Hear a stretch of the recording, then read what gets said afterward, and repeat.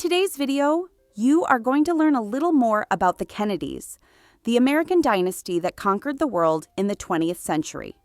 Everyone wanted to know them and learn more about them, and even today, here on this channel, it will be no different.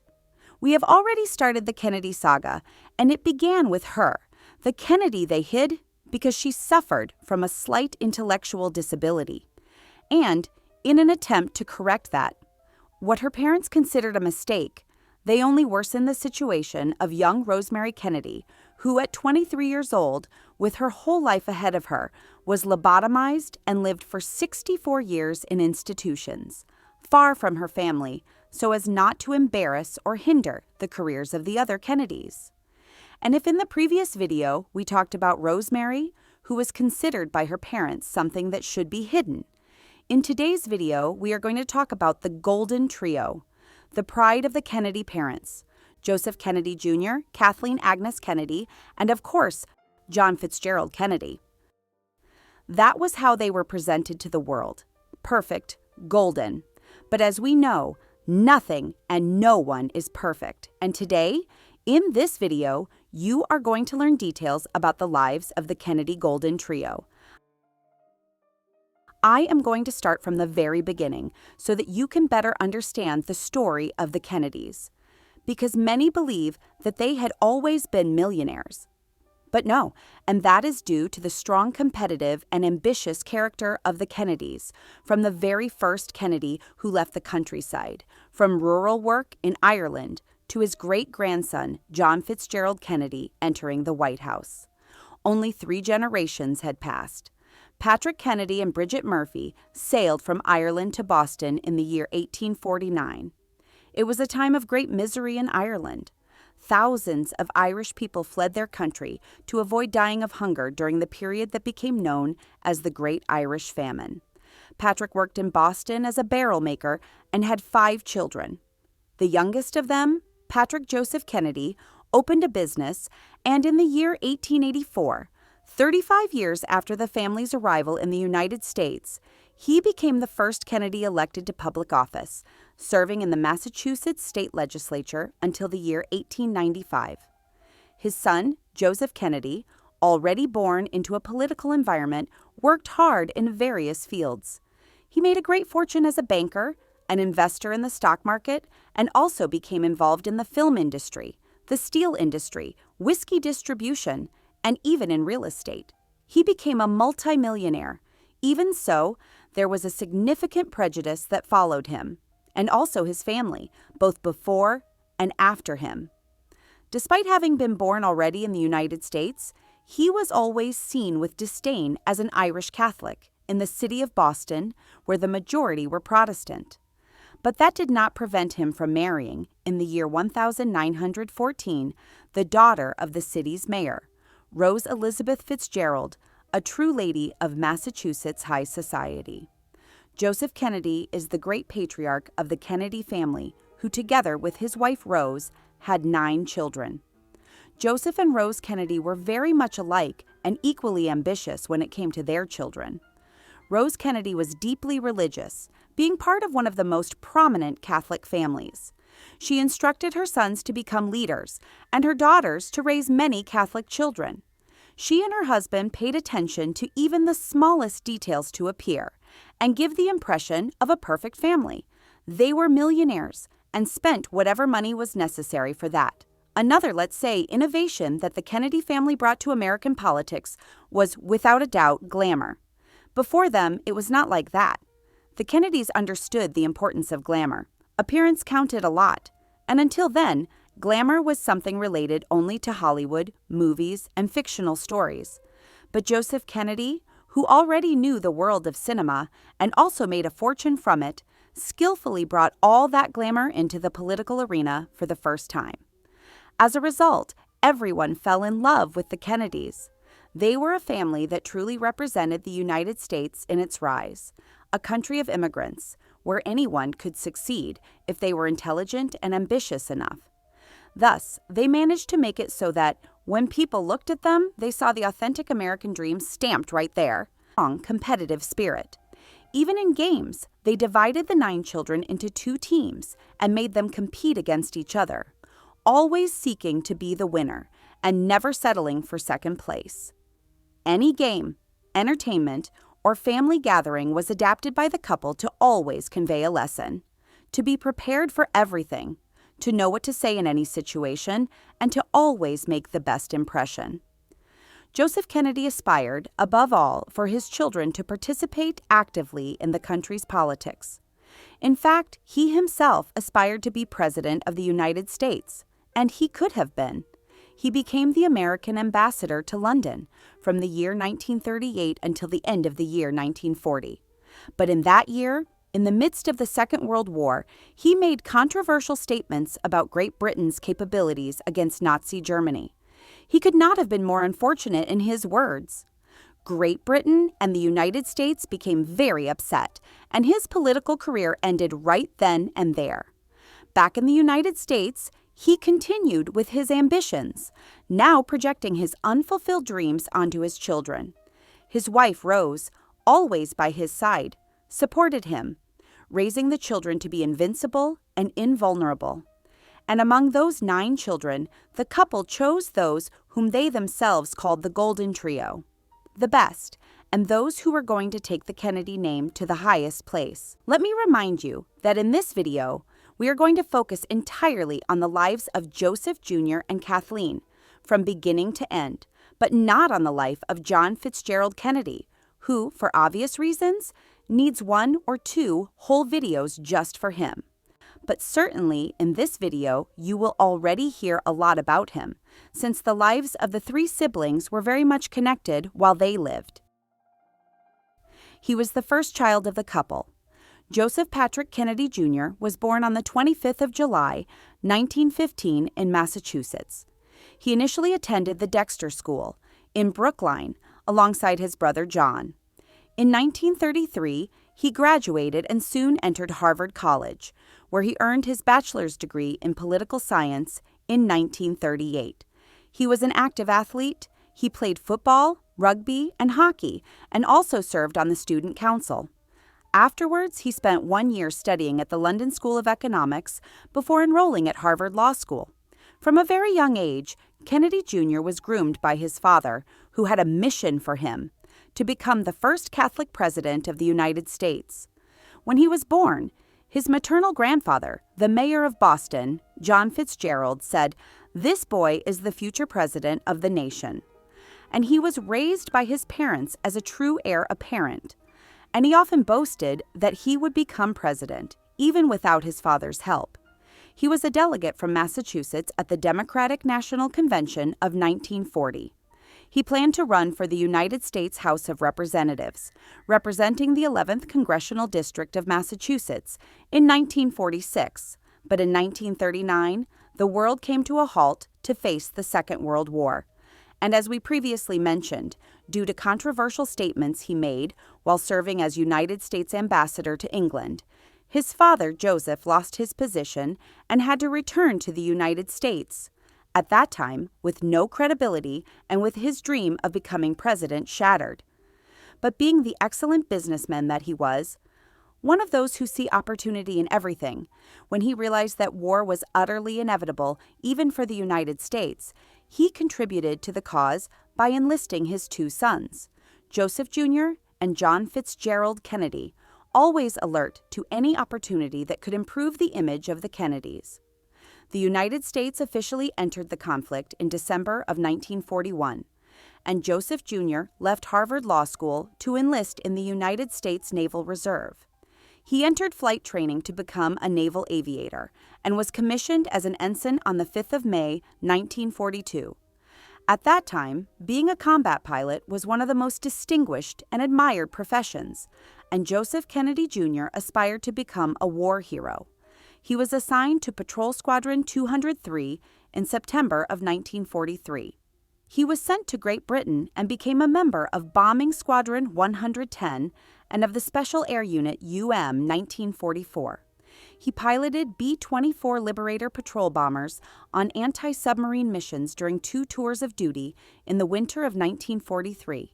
Kennedy was overshadowed by him. especially in their father's mind, who had lower expectations placed upon his shoulders. This certainly gave John Fitzgerald Kennedy the opportunity to be himself. He had more freedom. He was less serious than his brother, more fun, and also a womanizer from a very young age. When John Fitzgerald Kennedy was 2 years old, he contracted scarlet fever and basically spent the rest of his life sick. They managed to find a way not to send him to the front lines, as they did with his brother, and secured for him an administrative job in the Navy's intelligence service, since he fell ill very often. But in that office job, he began dating a woman, a beautiful woman, a Danish journalist, and they had a very intense relationship. Allegedly, she was a German spy, and the FBI was recording their meetings. The department decided to inform his father, Joseph Kennedy, about his son's relationship with that woman. His father was desperate, thinking that this could end up harming the family's name. Joseph had powerful connections and intervened. Before his son's love affairs could ruin his plans, he preferred to send him to a war zone in the South Pacific. He was assigned to patrol Torpedo Boat 109, a small torpedo boat used to attack enemy ships. Lieutenant John Kennedy was the captain and commanded the vessel. While patrolling on a dark night, they did not see a huge Japanese ship coming their way. The ship practically split John Fitzgerald Kennedy's boat in two. In the impact, he was thrown out of the vessel. 2 of his crew members died, and the rest were left in the water surrounded by flames. When the base learned of what had happened, they feared the worst. They thought there were no survivors. They held a religious service and a mass for Kennedy and his crew. His father received a telegram stating that his son was missing in action, but he chose to keep the news secret, telling nothing to his family so as not to frighten them. He lived with that agony in silence, wondering whether his second son was dead. Officially, Lieutenant John Fitzgerald Kennedy, age 26, was missing in action, but he was alive and managed to react very well amidst that stress and desperate situation. He ordered his men to swim. They were miles away from the nearest island, and one of his men was injured. John, being a thin man, swam for hours, towing an older and heavier man than himself. They found an island, and although it was territory occupied by the Japanese, some natives found them first and said they would try to help them, only they did not speak English. In that case, Kennedy took a coconut and using his knife carved a message that read, 11 survivors. The natives know our position. We need a small boat. Kennedy, with the help of the natives, the coconut reached the Allied lines, and Kennedy and his crew were rescued. The loss of patrol torpedo boat 109 was not considered a heroic act by John Kennedy. It was seen as a disaster. He should have faced a court-martial, as he was not supposed to be in the position where he was struck by the Japanese ship. It was a gross error by John Kennedy, but Joseph Kennedy, his father, saw an opportunity to turn that disaster into a triumph. He moved his strings quickly, and with his good contacts, intervened. Through an investigation carefully conducted by himself, he ensured that the story took an entirely different and more positive turn. John Kennedy was transformed into the great hero who saved his crew. The story became a book, and years later, a film. Everyone knew that story of the brave Kennedy, and he became the archetype of the military hero. That story was, without a doubt, the foundation of the narrative that was built around John Fitzgerald Kennedy. But not everyone was happy and proud of the new Kennedy hero. Joseph Kennedy Jr. was perplexed, unable to believe that his younger brother was a hero, and he was not. We cannot forget the highly competitive environment in which the brothers grew up. It was extremely difficult for him, who had always been the most prepared. Everyone expected that feat from him. He was supposed to be the hero. When a banquet was organized in honor of his brother John Fitzgerald Kennedy, Joseph Jr. cried bitterly and promised, "I will show them who I am." Joseph Jr. was appointed lieutenant on the 1st of July of 1944. He completed 25 combat missions and was eligible to return home, but he decided that he would not. He left to join the Allies in Europe, seizing his opportunity to become another Kennedy hero. Determined, he volunteered for a mission of Operation Aphrodite and undertook the most terrifying and dangerous mission he could, piloting a Liberator bomber and attacking the greatest threat to the Allies at that time. The Kennedy family was gathered on the coast of Massachusetts. His father and mother expected their son Junior to return home at any moment, but they received a letter in which he said, "I'm going to participate in a special mission, but do not worry. It is not dangerous. See you in September." Junior was to pilot a bomber filled with explosives to destroy a German secret weapon on the French coast. He was supposed to activate the timer and then abandon the plane together with his co-pilot over the English Channel. The plane would then fly by remote control and attack the cannons that Hitler was installing on the French coast. For him, that mission was his passport to becoming a hero. But before going into action, he said, "In case I do not return, please tell my father that I love him very much." And he never came back. The mission was a disaster. Apparently, when Kennedy Jr. activated the timer, the explosives detonated prematurely, destroying the aircraft and killing Kennedy Jr. and his co-pilot Willie instantly on the 13th of August of 1944. The Kennedy family was at home and received the terrible news that their beloved son had died in action. Curiously, Joseph Kennedy told his family, "There is no time to cry. We must keep on living. The Kennedys do not cry." And John Fitzgerald Kennedy, his brother, also said he would not want us sitting here crying for him. Let us go sailing. And that is what the entire family did that day. Joseph Kennedy Jr. and William, his co-pilot, were posthumously awarded the Navy Cross, the second highest military decoration of the United States Navy, bestowed upon sailors and naval infantrymen who distinguished themselves by extraordinary heroism in combat against an armed enemy force. He also received the Air Medal, awarded for single acts of heroism or meritorious achievements while participating in aerial flights. The names of both men are also inscribed on the tablets of the missing in the cemetery near the village of Medling Lay, which honors the Americans who died in the Second World War. Kathleen Agnes Kennedy was born at home in Brookline, Massachusetts, on the 20th of February of 1920, as the fourth child and the second daughter of Joseph and Rose Kennedy. She was given the nickname Kiki because of her irrepressible nature. Kathleen had a special relationship with her brother John Fitzgerald Kennedy, known as Jack. They adored each other. Both were restless, mischievous, fun, and protected one another. Kathleen's education took place at the Riverdale Country School in New York City. Additionally, she studied at the Convent of the Sacred Heart in Connecticut and at the Convent of the Holy Child in France. And although the Kennedy daughters were not encouraged to have political ambitions like their brothers, they had many of the same educational and social opportunities. Kathleen was very athletic and played football with her brothers. She was a young woman who attracted attention.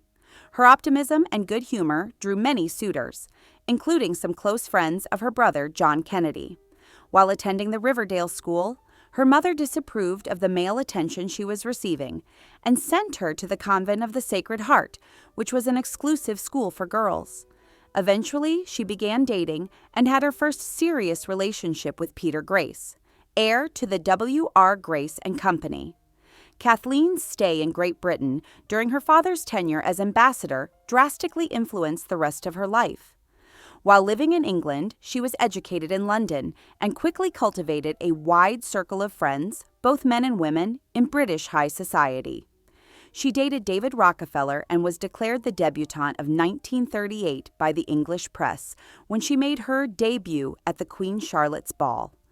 After the German invasion of Poland and the beginning of the Second World War, in September of 1939, Kathleen, who was staying at the family house in the south of France, had to rush to England.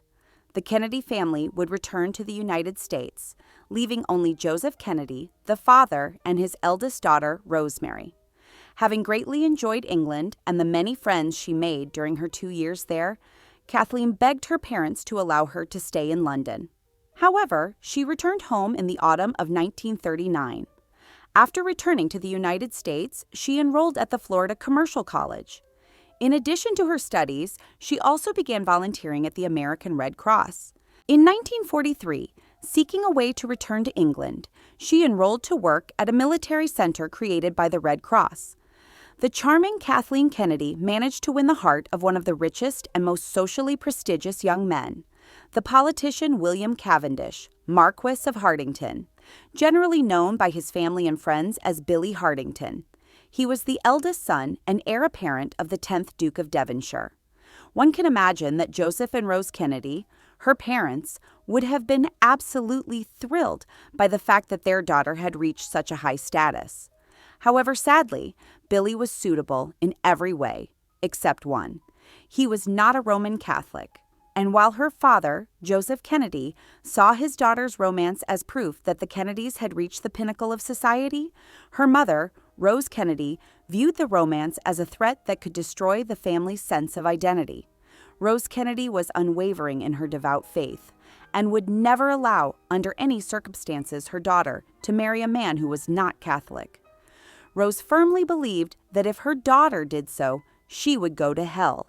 She did everything in her power to make her change her mind, even attempting to manipulate the relationship by keeping her away from Hartington and delaying any possible marriage. Nevertheless, she married Hartington on the 6th of May of the year 1944 in a civil ceremony at Caston Hall.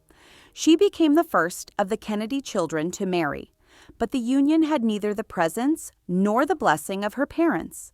She could have been married at the family home with 1,000 guests in a dazzling celebration that would have filled the front pages of newspapers and magazines of the time. But instead, they had a ceremony at a civil registry, which she, very disappointed, described as a cheap ceremony. Kathleen's eldest brother, Joseph Kennedy Jr., with whom she had grown closer during the previous year while he was serving in Great Britain, was the only member of the family who attended the ceremony. Her second eldest brother, John, was still hospitalized due to a back injury he had suffered aboard the torpedo boat PT-109 in the Pacific Ocean. But sadly, barely 3 months after her marriage, on the 12th of August of the year 1944, her brother Kennedy Jr. was killed when his plane exploded over the English Channel during an ultra-secret bombing mission in France. Now the Marchioness of Hartington, Kathleen and Lord Hartington spent less than 5 weeks together before he left to fight in the war. And 4 months after their marriage, and less than 1 month after her brother's death, her husband Hartington was also killed in combat during a battle against the Germans in Belgium. Kathleen carried on with her life, remaining popular in London's social circles and admired by many for her good humor and intelligence. Lady Hartington eventually became romantically involved with the 8th Earl Fitzwilliam, who already had a son and was in the process of divorcing his wife. Once again, Rose Kennedy was horrified and expressed her disapproval of her daughter's suitor. Moreover, she warned Kathleen that she would be disowned, disinherited, and would lose all the financial support she received from her parents if she married Lord Fitzwilliam. But Kathleen was in love and decided she would go through with the marriage, despite Fitzwilliam being a well-known womanizer within London society. In May of the year 1948, Kathleen learned that her father would be taking a business trip to Paris, and in an effort to obtain his approval for her plans to marry Fitzwilliam, she decided to fly to Paris to meet him and speak with him. However, before the meeting, Kathleen Kennedy and Peter Fitzwilliam decided to take a short vacation in the south of France, on the Riviera, and they decided to go by plane. The weather was terrible. The pilot attempted several times to dissuade them, saying it was extremely dangerous and completely inadvisable. But Fitzwilliam was a very reckless, impulsive man, did not like to be contradicted, and insisted on flying. On the 13th of May, at 15 hours and 30 minutes, the plane took off, reaching an altitude of 3,000 meters. A violent storm began. Approximately 1 hour into the flight, radio contact with the plane was lost. The 4 occupants of the plane endured 20 minutes of severe turbulence. When they finally emerged from the clouds, they discovered, terrified, that the plane was in a nosedive. Just minutes before the crash, they attempted to climb. The stress from the turbulence, combined with the sudden change of direction, tore off one of the wings, and the plane impacted the ground a few seconds later. The pilot, the co-pilot, Kathleen, and her fiancé died in the crash. Joseph Kennedy would not meet his daughter in Paris. Now he would have to go to England, and there his daughter would be present only inside a coffin. He learned that his beloved daughter had died in France, and he was the only one who attended the funeral organized by the family of Kathleen's late husband. Her mother, Rose Kennedy, refused to attend her daughter's funeral and even went so far as to say that her daughter's death was simply divine retribution. Her beloved brother, John Fitzgerald Kennedy, who was very weakened by his illness, even got into a car to go to the airport, but he did not board the plane. However, he later visited her grave, located in the cemetery of St. Peter's Church in Edensor. There is a plaque on the ground there commemorating the visit of the 35th President of the United States, John Fitzgerald Kennedy, to the resting place of his beloved sister. Her tombstone reads, "Joy she gave, joy she found."